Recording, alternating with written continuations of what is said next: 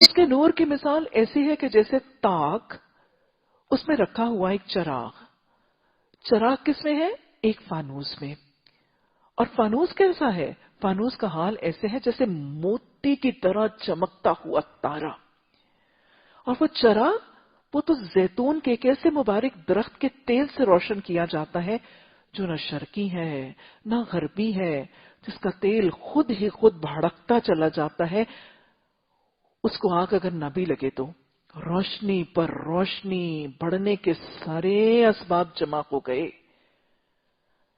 اللہ اپنے نور کی طرف جسے چاہتا ہے ہدایت اور رہنمائی فرماتا ہے.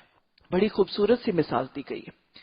پہلے ذرا مثال کو سمجھ لیں اور پھر اس مثال میں تشبیہ کے ذریعے بات کیا سمجھائی جا رہی ہے اس کو سمجھیں گے.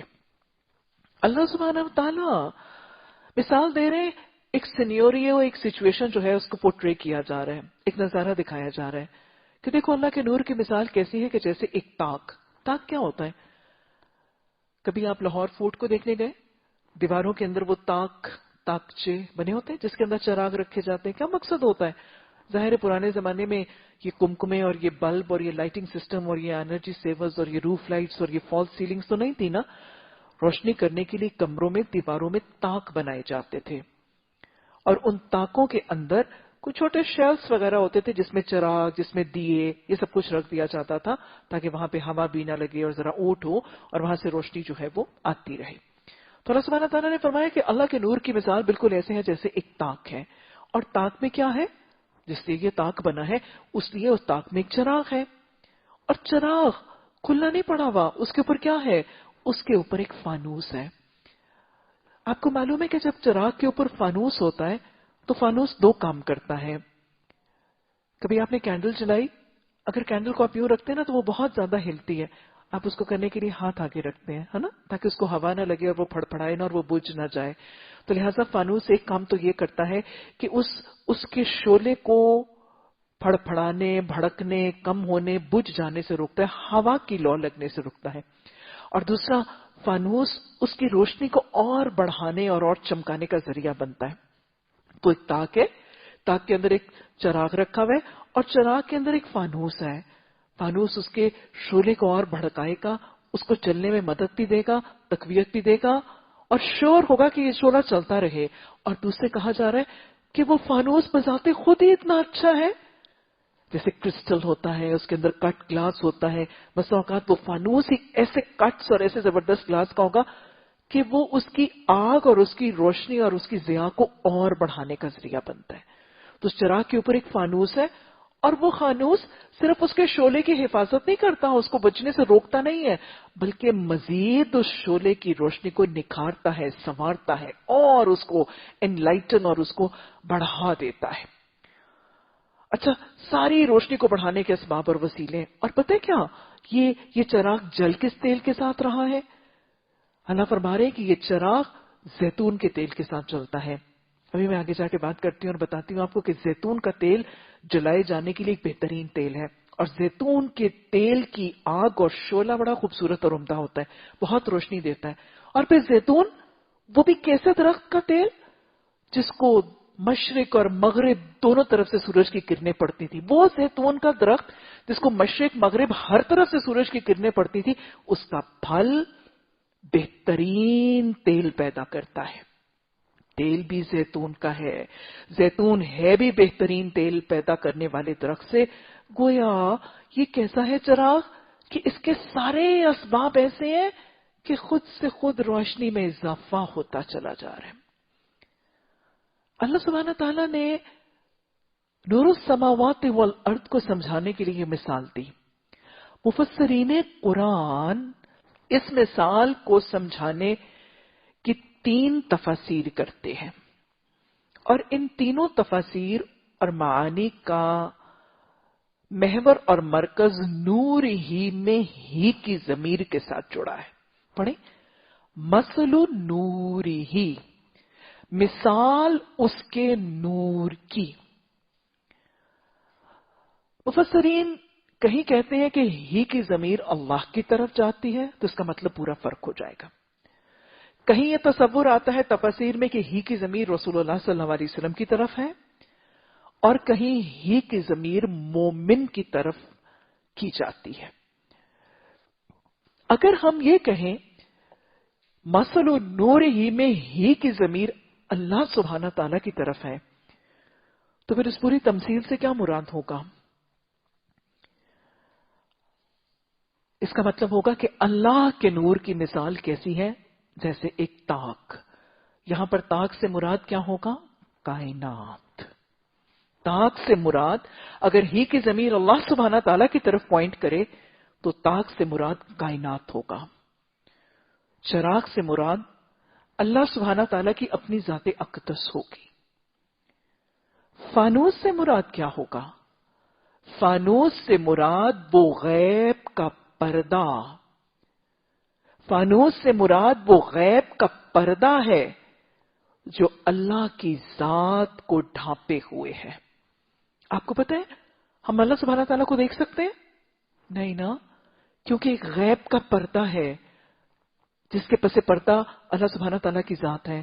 تو فانوس سے مراد وہ غیب کا پردہ ہے جو اس دنیا کی زندگی میں اللہ سبحانہ تعالیٰ اور اس کی مخلوق کے درمیان حائل ہے. لیکن فانوس میں سے کیا ہوتا ہے؟ روشنی چھن کے باہر آ جاتی ہے نا. تو یہی معاملہ دنیا میں بھی ہے. دنیا کی زندگی میں ایک غیب کا پردہ تو ہے جس کی وجہ سے ہم اللہ سبحانہ تعالیٰ کو ڈائریکٹلی دیکھ نہیں سکتے. لیکن اس غیب کے پردے کے باوجود اللہ سبحانہ تعالیٰ کی ذات، اس کے صفات، اس کے اختیارات کا نور کیا ساری دنیا میں پھیلا نہیں ہوا؟ کیا سورج کو دیکھ کے اللہ کے نور کی پہچان نہیں ہوتی؟ کیا چاند کو دیکھ کے، ستاروں کو دیکھ کے اللہ کے نور کی پہچان نہیں ہوتی؟ چرند پرند حیوانات نباتات کو دیکھ کے اللہ کا نور نظر نہیں آتا؟ اس غیب کے پردے کے باوجود اللہ کا نور اس فانوس میں سے چھن چھن کے کائنات کی ساری چیزوں کو منور کرتا ہے، اور نور بصارت اور نور بصیرت رکھنے والوں کو وہ نور نظر آتا ہے. اور اللہ سبحانہ تعالیٰ کا یہ نور اس پردہ غیب میں نکلنے کے بعد ساری دنیا میں منور ہوتا ہے. اور صاحب ایمان جب نور بصارت اور نور بصیرت کے ساتھ نور وحی کے ساتھ جڑتا ہے تو وہ پھر اللہ کی ذات کو پہچان لیتا ہے، وہ اللہ کی ذات کو پا لیتا ہے. کیونکہ اللہ کا نور، اس کے ظاہر کرنے کے اسباب وہ تو ایسے کہ خود سے خود وہ نور بھڑکتا چلا جاتا ہے. اللہ کی پہچان خود سے خود لوگوں تک پہنچتی چلی جاتی ہے. اچھا، اگر ہی کی ضمیر رسول اللہ صلی اللہ علیہ وسلم کے ساتھ جوڑی جائے تو پھر اس کا مطلب کیا ہوگا؟ پھر مثال کا مطلب کیا ہوگا؟ اگر ہی کی ضمیر رسول اللہ صلی اللہ علیہ وسلم کی طرف ہے تو پھر تاک سے مراد نبی صلی اللہ علیہ وسلم کا سینہ مبارک ہے. تاک سے مراد نبی صلی اللہ علیہ وسلم کا سینہ مبارک ہے. چراغ سے مراد رسول اللہ صلی اللہ علیہ وسلم کا قلب مبارک. آپ صلی اللہ علیہ وسلم کے قلب مبارک کو منور کس نے کیا تھا؟ جب نور وحی کے نور کی کرنیں نبی صلی اللہ علیہ وسلم کے قلب مبارک پر پڑی تھی تو آپ کیا ہو گئے تھے؟ آپ کا قلب مبارک منور ہو گیا تھا.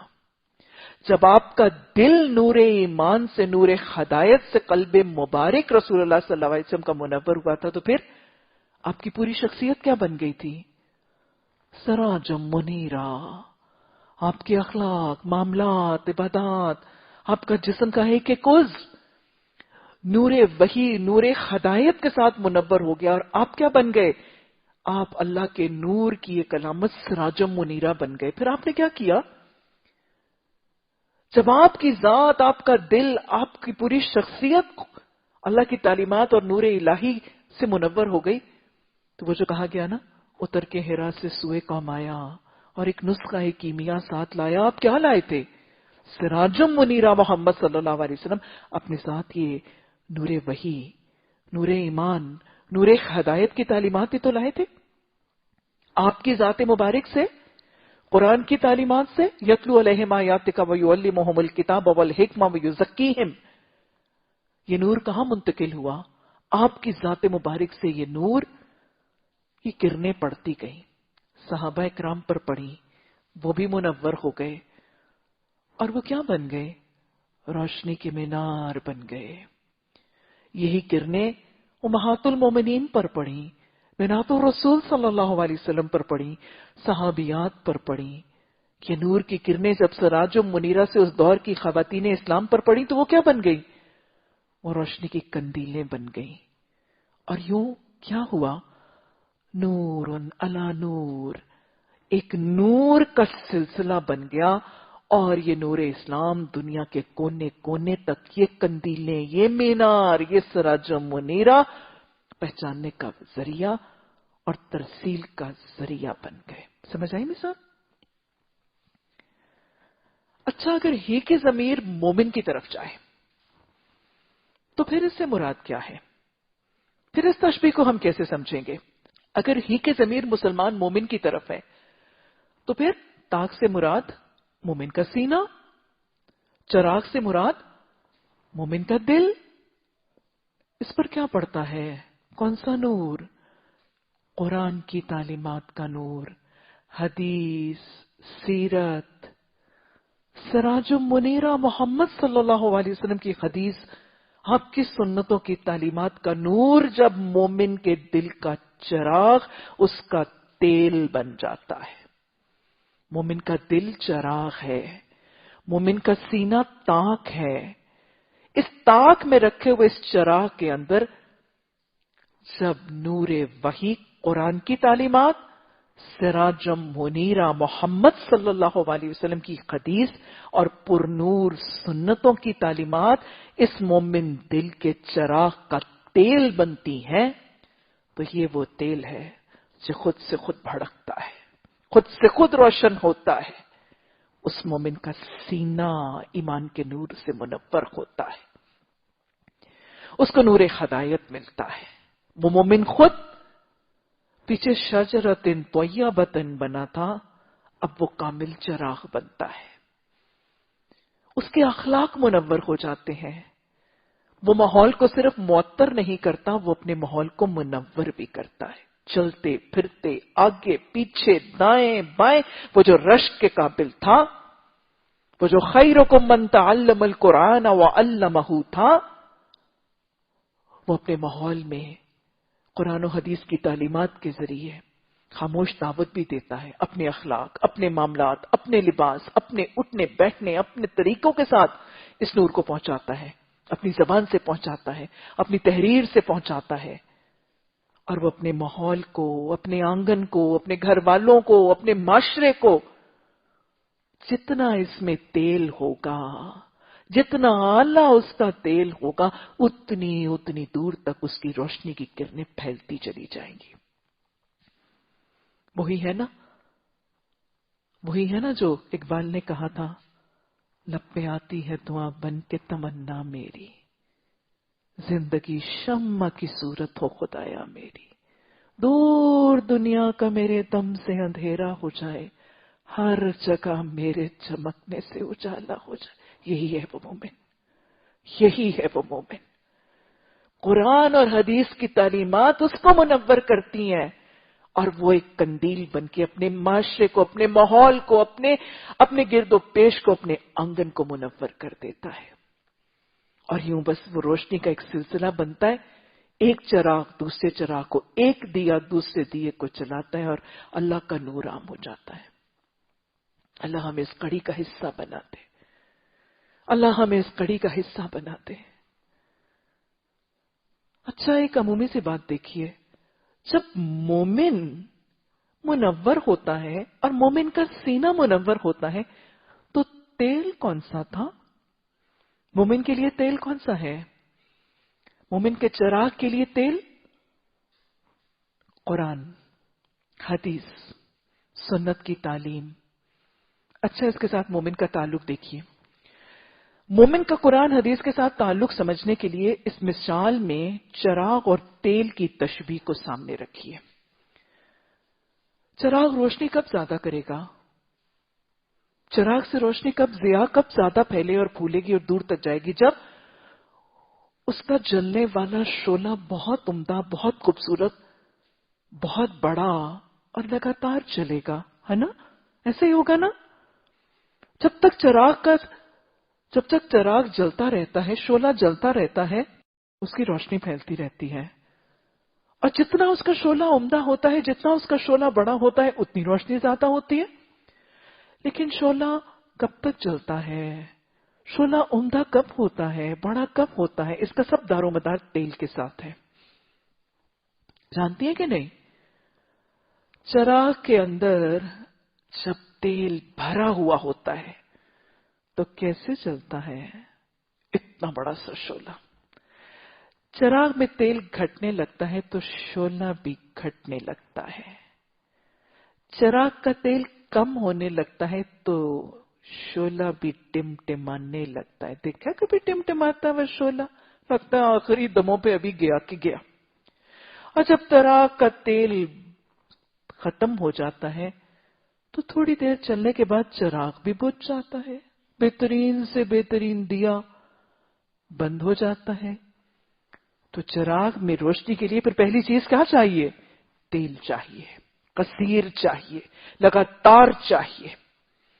दूसरी बात ये भी याद रखिएगा कि चराग या दिया, उसका शोला हमेशा बेहतर तब होता है, उसका ताल्लुक तेल की क्वालिटी के साथ भी है।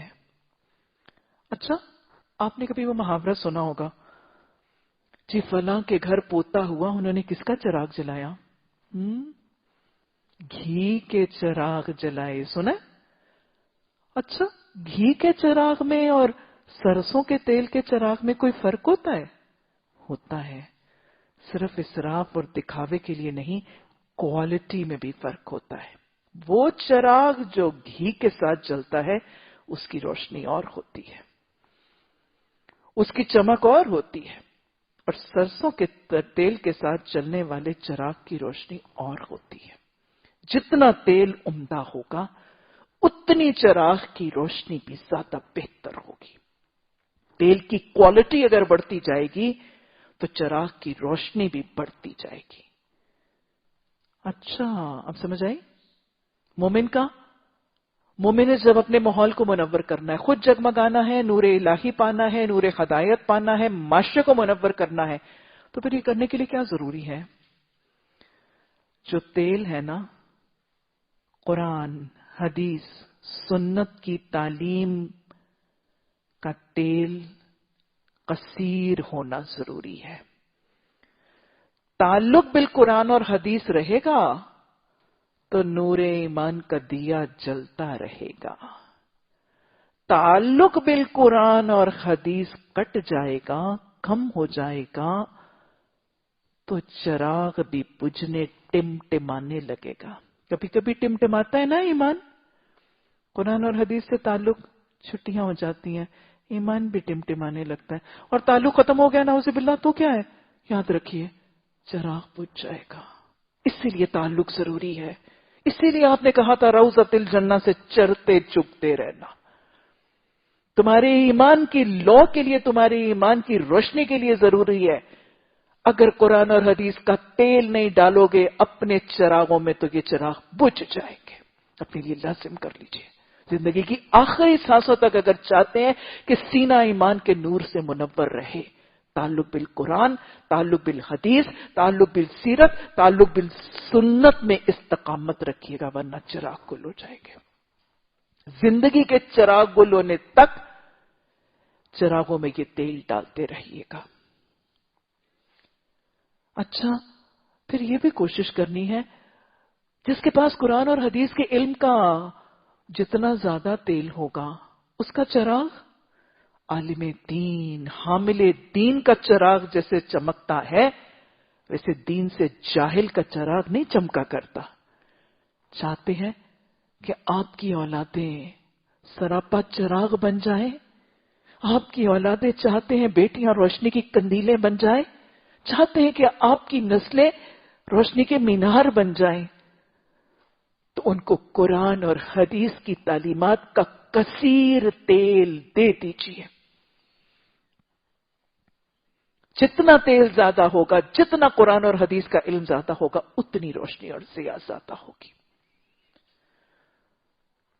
جتنا تیل اعلیٰ ہوگا، قرآن اور حدیث کا علم جتنا اعلیٰ طریقے سے، جتنے زیادہ اخلاص سے، جتنی زیادہ محنت سے، جتنی زیادہ مشقت سے، جتنی زیادہ صحیح سے، جتنی زیادہ کوشش سے، اور جتنے بہترین طریقے سے حاصل کیا جائے گا. اسی لیے کہا جاتا ہے دین کی تعلیم کے ادارے، دین کی تعلیم کا ماحول، دین کی تعلیم کی سہولیتیں اور دین کے تعلیم کا انداز بہترین ہونا.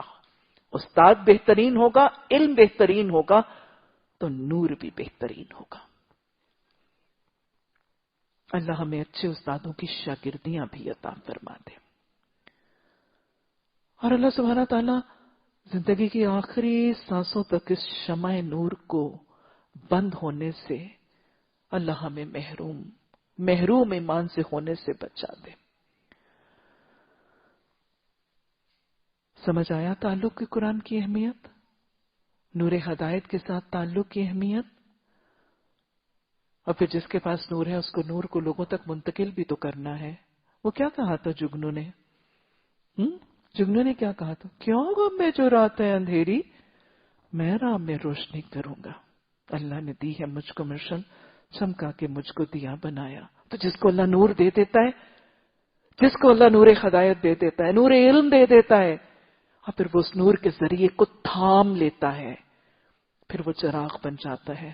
اس کو ارد گرد کے اندھیروں کی فکر کیے بغیر خود چمکتے رہنا ہے.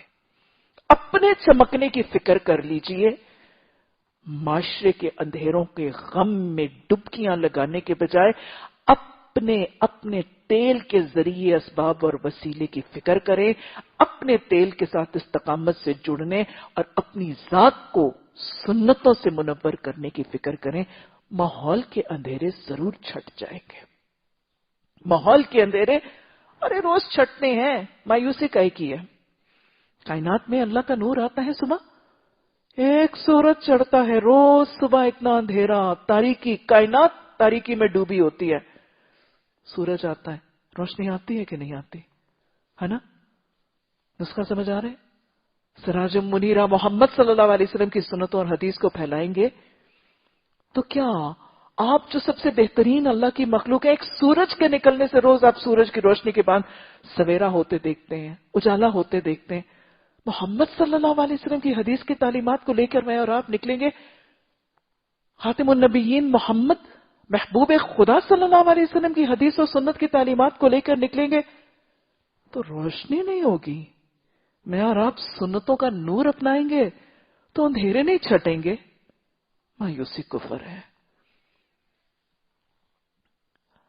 اچھا، یہاں پر ایک مثال میں بات بتائی جا رہی ہے کہ زیتون کے درخت کو مبارکتن کہا گیا ہے، اور زیتون کا تیل ظاہر ایک برکت والے درخت کا تیل ہے. آپ کو پتا ہے کہ زیتون کا پھل بہت افادیت والا پھل ہے، اور زیتون کا تیل آج میڈیکل سائنسز بتاتی ہیں جس کو ہارٹ اٹیک ہے، جس کو دل کے امراض ہیں، جس کو بلڈ پریشر ہے، جس کو کولیسٹرول ہے، جس کو لیور ڈیزیزز ہیں، جس کو کڈنی ڈیزیزز ہیں، اور مور اوور جوائنٹ ڈیزیزز ہیں. پتہ نہیں کون کون سی بیماریوں کا علاج ہے، کون کون سی چیزوں سے بچنے کا طریقہ ہے. زیتون کا تیل، اللہ نے اس کو کون سے تیل سے کہا ہے؟ شجر مبارکتن. تو جس کو اللہ نے برکت والا درخت کہہ دیا، اس درخت سے نکلنے والا تیل برکت تو دے گا نا. اللہ سبحانہ تعالیٰ فرما رہے ہیں کہ یہ درخت ایسا ہے، اس چراغ کا جو تیل ہے وہ ایسے زیتون کے پھل سے پیدا ہوا.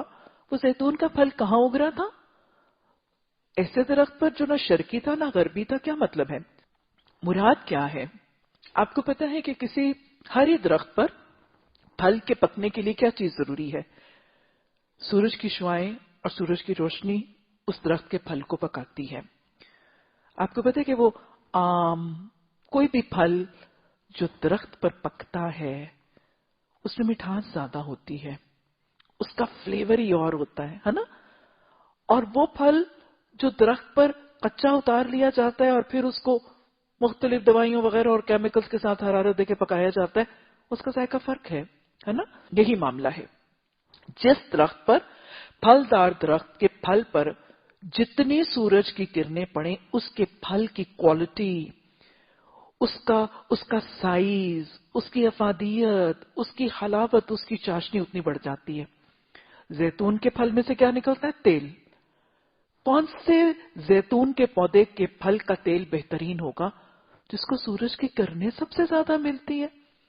کچھ درخت ایسے ہوتے ہیں کہ ان کی ڈائریکشن ایسی ہوتی ہے کہ جب صرف سورج غروب ہوتا ہے نا، طلوع ہوتا ہے، صرف اس وقت کرنیں پڑتی ہیں اور باقی کا دن اس پہ کرنیں نہیں پڑتی۔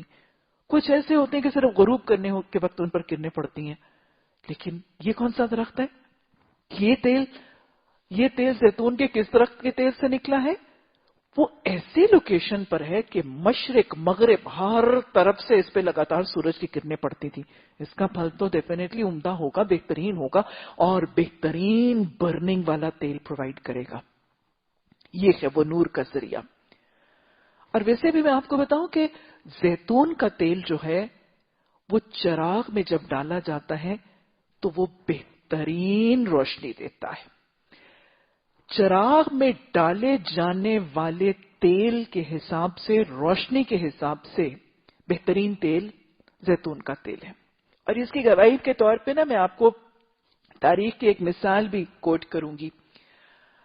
آپ نے شاید سنا ہوگا، آپ کو پتہ ہے کہ مصر مشہور ہے بنیادی طور پر، ایک تو خواتین کے حسن کے حوالے سے، مصری خواتین خوبصورت بہت ہوتی ہیں۔ دوسری، مصر کے جو قارئین ہیں وہ اپنی حسن قرات کی وجہ سے بہت مشہور ہے۔ قرات، مصری قارئین کی قرات بہت خوبصورت ہے۔ اور مصر کے اندر ایک اور چیز جو بہت ان کی بہترین ہے، پورے دنیا اسلام میں بہترین خطاطی کہاں پر ہے؟ مصر کے اندر۔ بہترین کیلیگرافی، بہترین اسلامی خطاطی، اور اسلامی خطاطی کا آغاز کہاں سے ہوا؟ مصر سے۔ یہاں پہ کیوں ہوا؟ یہاں پہ کیا تھا؟ مصر کی خطاطی کی تاریخ کے پیچھے اس کی ایک ماسک ہے، عثمانیہ بلو ماسک۔ عثمانیہ بلو ماسک یہ وہ ماسک ہے جہاں پر مصر کی خطاطی کا آغاز ہوا تھا۔ بہترین خطاط اسی مسجد میں سے نکلے۔ اس مسجد میں سے بہترین خطاط کیوں نکلے؟ اس مسجد میں سے بہترین خطاطی کیوں ہوئی؟ خطاط بتاتے ہیں کہ اس مسجد میں خطاطی کے لیے جب دیے جلائے جاتے تھے تو ان میں زیتون کا تیل ڈالا جاتا تھا۔ اس علاقے کی نارمل، جیسے ہمارے فروٹس ہیں نا، تو سارے علاقے کی نارمل فروٹ ہے اولیوز، ہمارے ہاں تو بہت مہنگے ہیں نا، لیکن ان کی نارمل پھل ہے زیتون۔ تو وہ خطاط بتاتے ہیں کہ عثمانیہ بلو ماسک میں جب خطاطی کا آغاز ہوا اور یہ اصل مرکز بنا تو وہاں پہ چراغوں کے اندر جو تیل ڈالا جاتا تھا وہ کون سا تھا؟ وہ زیتون کا تیل تھا۔ اس کی روشنی بہت خوبصورت ہوتی تھی، دن اور رات میں کوئی فرق ہی نہیں تھا۔ ان چراغوں کی روشنی کی وجہ سے وہ راتوں کو بھی بیٹھ کے بڑے آرام سے خطاطی کرتے تھے۔ Long working hours, convenient working hours ملتے تھے ان کو۔ اور کیا ہوتا تھا؟ وہ کہتے ہیں کہ جو عثمانیہ بلو ماسک ہے نا، اس کے اوپر بہت بڑے بڑے گنبد تھے، اور جس کمرے میں بیٹھ کے یہ خطاط کام کرتے تھے اس کے جب تیل کے جلنے کی وجہ سے، آپ کو پتہ ہے کالا سا دھواں اٹھتا ہے، یہ کالا دھواں، یہ سوٹ جب جا کے اس مسجد کے گنبدوں کے اوپر جمتا تھا، اس کو کھرچ کے خطاطی کی روشنائی بنائی جاتی تھی، اور یہ روشنائی اصل میں بہترین خطاطی کا وسیلہ بنی تھی۔ تو زیتون کے تیل سے بنائی جانے والی روشنائی اور زیتون کے تیل کی وجہ سے روشنی جو عثمانیہ بلو ماسک میں تھی، وہ بہترین خطاطی کا ذریعہ بنی تھی۔ اب سمجھ آیا کہ زیتون کے تیل کی مثال کیوں دی جا رہی ہے اور یہ کیسے بہترین تیل اور بہترین روشنی کا ذریعہ اور وسیلہ بنتا ہے؟ اللہ سبحانہ تعالیٰ ہمارے لیے بھی اور ہماری اولادوں کے لیے بھی نور ہدایت، نور علم، نور بصیرت، نور بصارت، نور ایمان کے سارے دریچے دروازے کھولتے۔ اللہ قرآن، حدیث، سنت، سیرت کی تعلیمات کے سارے نور والے علم سے ہمیں اور ہماری اولادوں اور ذریتوں کو منور کر دے۔ اللہ ہماری اولادوں، ہماری ذریتوں کو روشنی کی قندیلیں بنا دے، روشنی کے مینار بنا دے، اللہ ہمارے توسط، ہماری نسلوں کے توسط سے اللہ سبحانہ تعالیٰ اس معاشرے کے گھٹاٹوپ اندھیرے اللہ مٹ جائیں. اللہ ہمارے گھروں کو منور کر، ہمارے سینوں کو منور کر، ہمارے آنگنوں کو منور کر. اللہ قرآن کی تعلیمات سے گلی کوچوں کو اللہ اس معاشرے کے ایک ایک حصے کو منور کرنے کی توفیق عطا فرما. اور اللہ سبحانہ تعالیٰ اللہ ہمیں نور عطا فرما دے. اللہ سبحانہ تعالیٰ سے دعائے نور پڑھ لیجئے. دعائے نور کے الفاظ یہ کب پڑھتے تھے اللہ کے رسول صلی اللہ علیہ وسلم؟ جب صبح کا نور پاؤں پھٹتا تھا، فجر کے وقت، فجر کی نماز کی سنتوں کے بعد نبی صلی اللہ علیہ وسلم اپنی کروٹ کے بل لیٹتے ہیں، استراحت فرماتے ہیں. وہ اندھیری رات میں تہجد کی عبادت، نور ایمان، نور بصیرت. اس کے بعد کیا ہے؟ کچھ دیر جسم کا حق دینے کے لیے آنکھیں بند کر کے آپ کیا یہ دعائیں نور پڑھتے تھے. اللہم اجعل فی قلبی نورا. اللہ سبحانہ تعالیٰ کیا کر میرے قلب میں اپنا نور عطا فرما دے. وفی بصری نورا، اللہ مجھے بصارت کا نور عطا فرما دے. وفی سمعی نورا، مجھے سماعت میں نور عطا فرما دے. وعن یمینی نورا، وعن یساری نورا، دائیں بائیں نور عطا فرما دے. وامام نورا، وخلف نورا، وفوق نورا، وتحت نورا، آگے پیچھے دائیں بائیں اوپر نیچے، کانوں میں، آنکھوں میں، دل میں، سماعت میں، بصارت میں، ہر جگہ مجھے نور عطا فرما. واجعل لی نورا، اللہ سبحانہ تعالیٰ مجھے، میری اولادوں کو، ہم سب کو قرآن و حدیث اور اللہ نور ایمان کے اس دیے سے منور فرما دے. اللہ سبحانہ تعالیٰ ہمیں دعائیں نور کی یہ سنت کو اپنا کر اس منور کر دینے والی سنتوں کو اپنانے کی توفیق عطا فرمائے. اللہ سبحانہ تعالیٰ نے بڑے خوبصورت طریقے سے یہ مثال بنائی اور پھر فرمایا یہد اللہ، اللہ وہ ہدایت دیتا ہے جس کو وہ چاہتا ہے. اس نور کی طرف ہدایت چاہتے ہو؟ کہاں سے ملے گی؟ اللہ سے ملے گی. اللہ سے مانگو گے، اس کی طلب اور تڑپ کرو گے، اس کے لیے تلاش پہ نکلو گے. وہ لوگوں کو مثالوں سے باتیں سمجھاتا ہے، وہ ہر چیز سے خوب واقف ہے. اچھا، اب اس نور کو حاصل کرنے کی طلب اور تڑپ تو یہ سارا کچھ پڑھنے کے بعد کیا پورے اپنے عروج پہ نہیں ہے؟ دل کر رہا ہے نا ہمیں بھی یہ نور مل جائے، ہم بھی اس نور سے منور ہو جائیں، ہم بھی روشنی کی کندیلیں اور روشنی کے مینار بن جائیں. دل کر رہا ہے. کہاں سے ملے گا؟ کہاں سے ملتا ہے یہ نور؟ کسی بازار سے، کسی ٹھیلے سے؟ ہاں، کسی شاپنگ سٹور سے جائیں گے، اچھا ایک بوتل نور کی دے دو یا پرفیوم کی طرح مجھ پہ ڈیل دو. کہاں سے ملے گا؟ کیسے ملے گا؟ اللہ نے فرمایا اس نور کی طرف ہدایت پانے والے کہاں پہ ہوگا؟ ان گھروں میں پائے جاتے ہیں جنہیں بلند کرنے کا اور جن میں اپنے نام کی یاد کا اللہ نے اذن دیا ہے. یہ نور کہاں ملے گا؟ کہاں تلاش کرتے پھرتے ہو؟ چاہتے ہو منور ہو جاؤ؟ چاہتے ہو اللہ کا نور پالو، نور ہدایت مل جائے، نور ایمان سے تمہارے سینے منور ہو جائے؟ کہاں سے ملے گا؟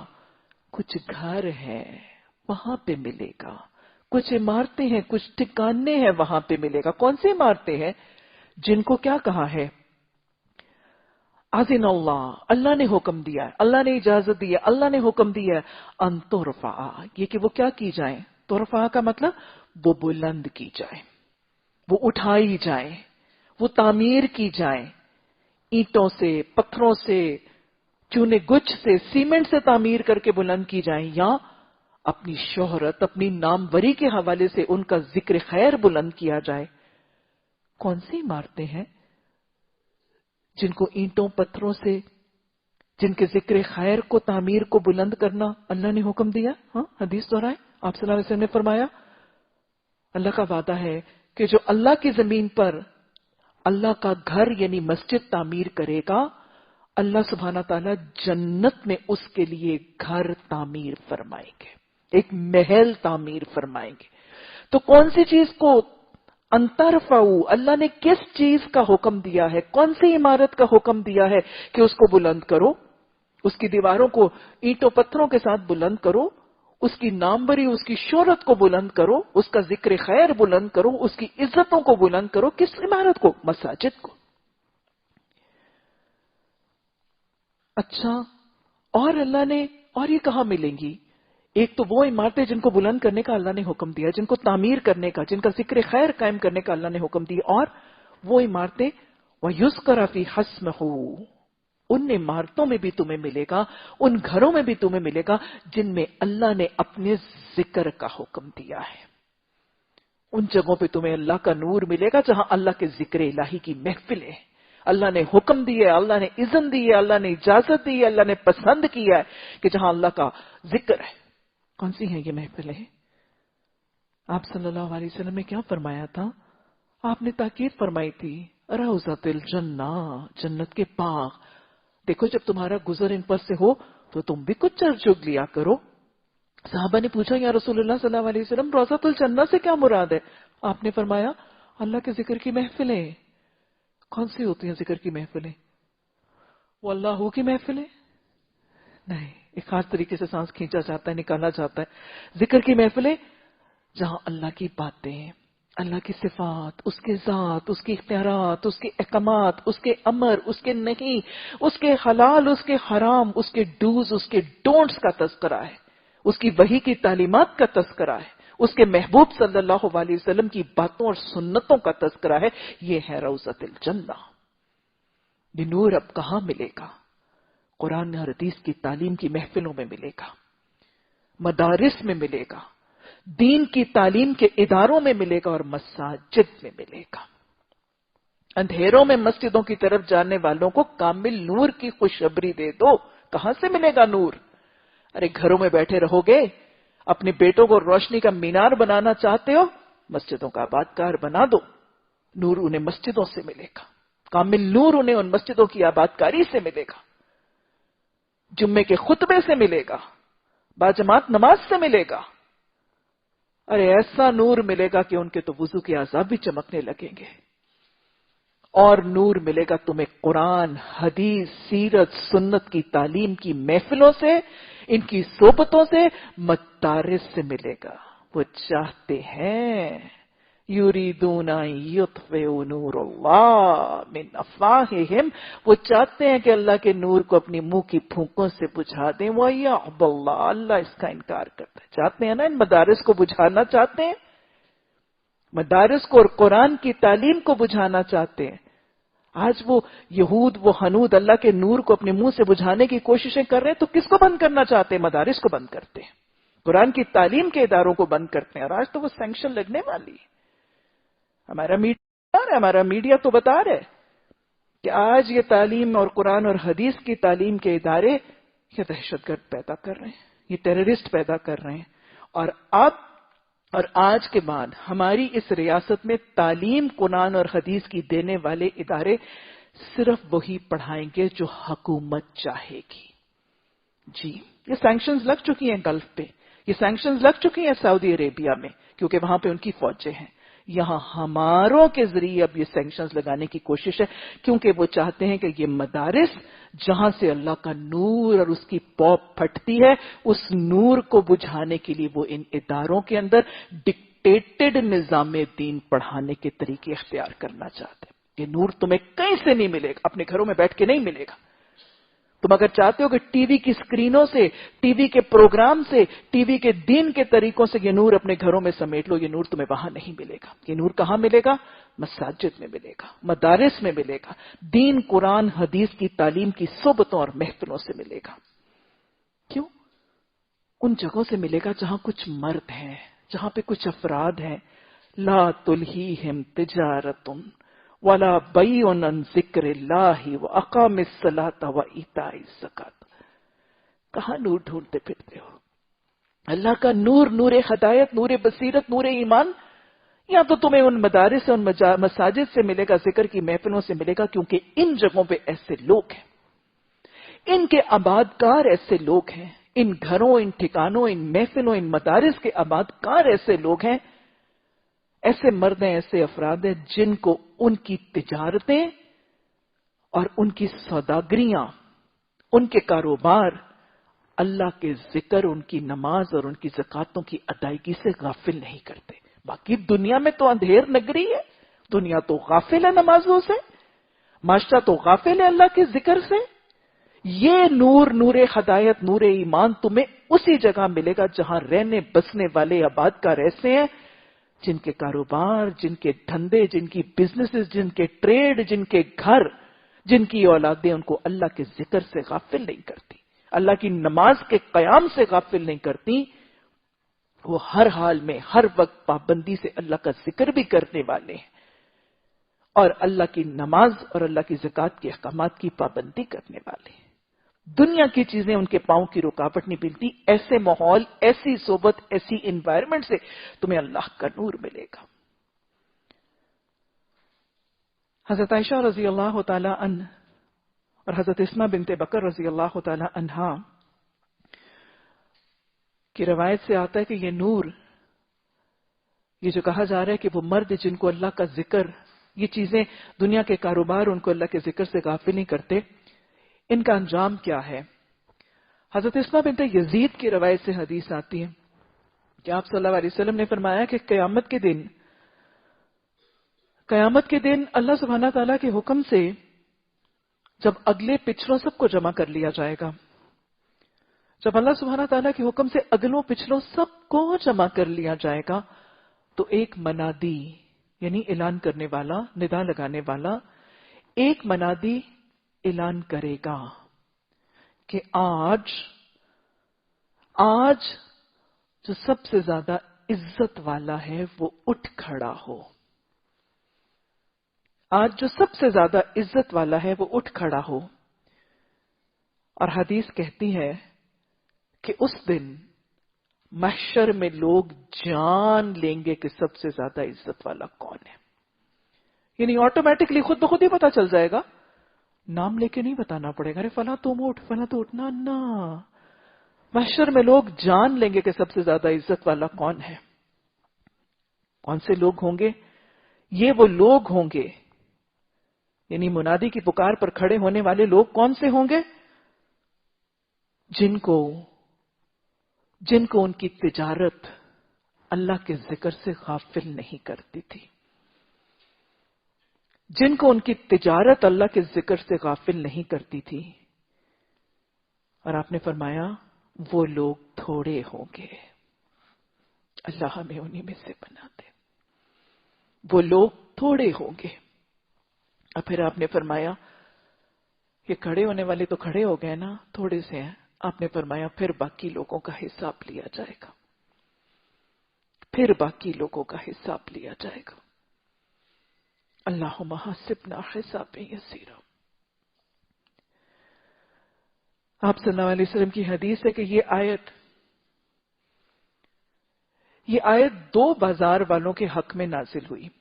کچھ مرد ہیں جن کو ان کی تجارتیں اور ان کی سوداگری جو ہے وہ اللہ کے ذکر اور نماز اور زکوٰۃ سے غافل نہیں کرتی. اس شان نزول میں آپ صلی اللہ علیہ وسلم نے فرمایا کہ یہ آیت دو بازار والوں کے حق میں نازل ہوئی. عہد رسالت میں ہے، حیات طیبہ میں ہے. دو لوگ ہیں. ان میں سے دو لوگوں میں سے ایک شخص خرید و فروخت کا کام کرتا تھا، یعنی کوئی چیز خریدتا بیچتا تھا، اور اس کا حال یہ تھا کہ گاہک اس کے پاس کھڑا ہوتا تھا، چیز کو ترازو میں تول چکا ہوتا تھا، بکاؤ مال دے کر رقم وصول کرنے سے پہلے اذان کی آواز آ جاتی تھی. بکاؤ مال دے کر رقم وصول کرنے کی نوبت آ جاتی تھی کہ اذان کی آواز آتی تھی. وہ ترازو وہیں رکھ کر گاہک کو چھوڑ کے نماز کی طرف دوڑ جاتا تھا. اس کو اس کی تجارت اللہ پر یقین تھا، رازق پر توکل تھا، نمازوں سے غفلت نہیں تھی. ارے یہ گاہک آ گیا تو یہ مال گیا، یہ تو میری جیب میں آیا ہوا مال جا رہا ہے. نہیں، وہ جس نے ایک دفعہ گاہک بیچا تھا، اگر میں اس کے سامنے ملاقات کے لیے حاضر نہیں ہوا تو پھر وہ رازق رزق روک دے گا، کنجیاں تو اس کے پاس ہیں. اور دوسرا شخص وہ تھا، یہ بھی عہد رسالت میں ہی ہے، نبی صلی اللہ علیہ وسلم کی حیات طیبہ ہی میں ہے. یہ وہ تھا جو تلوار کی صنعت کرتا تھا، تلوار سازی کرتا تھا. آپ کو پتا ہے کہ تلواریں کیسے بنائی جاتی ہیں؟ لوہا، اس کو بھٹی میں دہکایا جاتا ہے، پکایا جاتا ہے، پھر وہ بالکل لال ہو جاتا ہے لوہا، پگھل کے ریڈ ہاٹ ہو جاتا ہے. اب جب وہ بالکل لال ہوتا ہے نا، اس وقت پھر اس کو کوٹ کوٹ کے اس کی شکل میں ڈھالا جاتا ہے نا، ایسے ہی ہوتا ہے نا. تو آپ صلی اللہ علیہ وسلم نے فرمایا کہ یہ وہ دوسرا شخص تھا جو لوہے کی تلوار سنی کی تلوار سازی کی صنعت کرتا تھا. اس کی تلوار بالکل سرخ ہوتی تھی، ہتھوڑا مارنے کے لیے اٹھایا ہوتا تھا کہ اذان کی آواز آ جاتی تھی، ہتھوڑا رکھ کے نماز کے لیے حاضر ہو جاتا تھا. آپ کو پتا ہے اس کو دہکانا، اس کو گرم کرنا کتنا لمبا کام ہے. پھر پورا ایندھن لگے گا، پھر اتنا پورا وقت لگے گا، پھر وہ لوہا کہیں جا کے ہوگا، اور اگر ابھی چھوڑ گیا وہ ٹھنڈی ہو جائے گی، اور ٹھنڈی ہو گئی تو پھر اس کو بنا نہیں پائے گا. پھر نئے سرے سے سارا کچھ دہکانا پڑے گا، نئے سرے سے اس کو تپانا پڑے گا، نئے سرے سے اس کو سرخ کرنا پڑے گا. اور ویسے بھی ہمیں آج سائنس بتاتی ہے کہ لوہے کو اگر بار بار سرخ کیا جائے تو اس کی کوالٹی خراب ہو جاتی ہے. لیکن نہیں، نماز خراب نہیں ہوگی، میرا کاروبار جائے، میرا ایمان نہیں جائے گا. اس کی تلوار سرخ ہوتی تھی، ہتھوڑا کوٹنے کے لیے اٹھایا ہوتا تھا، اذان کی آواز آتی تھی، ہتھوڑا بھی چھوڑ دیتا تھا، تلوار بھی چھوڑ دیتا تھا، نماز کے لیے حاضر ہو جاتا تھا. اللہ سبحانہ تعالیٰ نے قرآن میں فرمایا نا، یا ایھا الذین آمنوا لا تلہکم اموالکم ولا اولادکم عن ذکر اللہ. اے ایمان والو، تمہارے مال اور تمہاری اولادیں تمہیں اللہ کے ذکر سے غافل نہ کر دیں. وَمَن يَفْعَلْ ذَلِكَ، تم میں سے جو یہ کام کرے گا، فَأُولَٰئِکَ هُمُ الْخَاسِرُونَ. وَمَن يَفْعَلْ ذَلِكَ فَأُولَٰئِکَ هُمُ الْخَاسِرُونَ. اگر تمہارے مال، تمہارے کاروبار، تمہاری تجارتیں، تمہاری اولادیں تمہیں اللہ کے ذکر سے غافل کرنے لگیں تو پھر تم خسارہ اٹھانے والوں میں سے پا جاؤ گے. اللہ سبحانہ تعالیٰ نے خسارے کی ایک اور نشانی فرمائی، وَمَن يَعْشِ عَن ذِکْرِ اللَّهِ، جو اللہ کے ذکر سے غفلت برتتا ہے، فَإِنَّ لَهُ مَعِيشَةً ضَنكًا، پھر اس کے لیے تو میں اس کی زندگی گزارنا تنگ کر دیتا ہوں، اس کی معیشت تنگ کر دیتا ہوں، اس کی زندگی دوبھر کر دیتا ہوں. دیکھا ہے، کبھی ایکسپیرینس کیا معاشرے میں؟ کچھ لوگ ہیں جن کے پاس معیشت کے، معاشرت کے کھلے اسباب ہیں، کوٹیاں، جائیدادیں، مال، ہیرے جواہرات کی ریل پیل ہے، گاڑیاں کھڑی ہوئی ہیں، بی ایم ڈبلیوز کھڑی ہوئی ہیں، ہیرے پہنے ہوئے ہیں، تجوریاں بھری ہوئی ہیں مال سے، لیکن زندگی کا گزران تنگ ہے، زندگی گزارنی حرام ہے. میاں بیوی سے تنگ ہے، بیوی میاں سے لڑ رہی ہے، شوہر آپس ازواج کی کیا لڑائی ہے، ماں بیٹے کی لڑائی ہے، ساس سسر کی لڑائی ہے، گھر، زندگی، سارا کچھ ہونے کے باوجود زندگی دوبھر حرام ہے. کیوں ہے؟ ارے سب کچھ ہے، پھر کیوں دوبھر ہے زندگی؟ جب اللہ کے ذکر سے دوری ہوتی ہے تو پھر ساری چیزوں کے باوجود اللہ معیشت کے اسباب تنگ کر دیتا ہے، زندگی دوبھر اور حرام کر دیتا ہے. آج ہر دوسرا گھر اس ذکر الہی سے غفلت والا گھر اسی مصیبت کا ڈسا ہوا گھر ہے.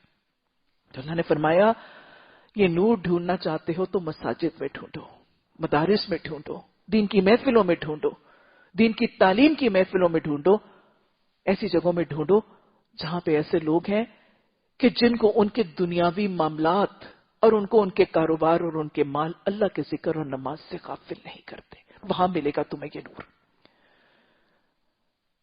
اللہ سبحانہ تعالیٰ اپنے نور کی طرف جس کو چاہتا ہے ہدایت دیتا ہے. اس میں صبح و شام ایسے لوگ ہیں جن کو وہ غافل نہیں کرتے. اور یہ لوگ کیسے، یہ کیوں غافل نہیں ہوتے؟ اپنے کاروبار اور دھندوں کی وجہ سے اللہ سے غافل کیوں نہیں ہوتے؟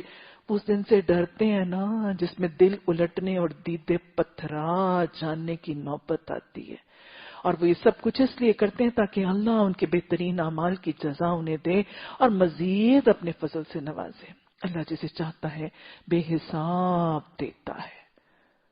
اللہم اجعل فی قلبی نورا وفی سمعی نورا وفی بصری نورا وعن یمینی نورا وعن یساری نورا وفوقی نورا وتحت نورا وامامی نورا وخلف نورا واجعل فی نورا. ربنا اتمم لنا نورنا واغفر لنا انک علی کل شیء قدیر. ربنا لا تزغ قلوبنا بعد إذ هديتنا وهب لنا من لدنك الرحمة إنك أنت الوهاب. سبحانك اللهم وبحمدك نشهد أن لا إله إلا أنت نستغفرك ونتوب إليك. سبحان ربك رب العزة عما يصفون وسلام علی المرسلین والحمد للہ رب العالمین. آمین ثم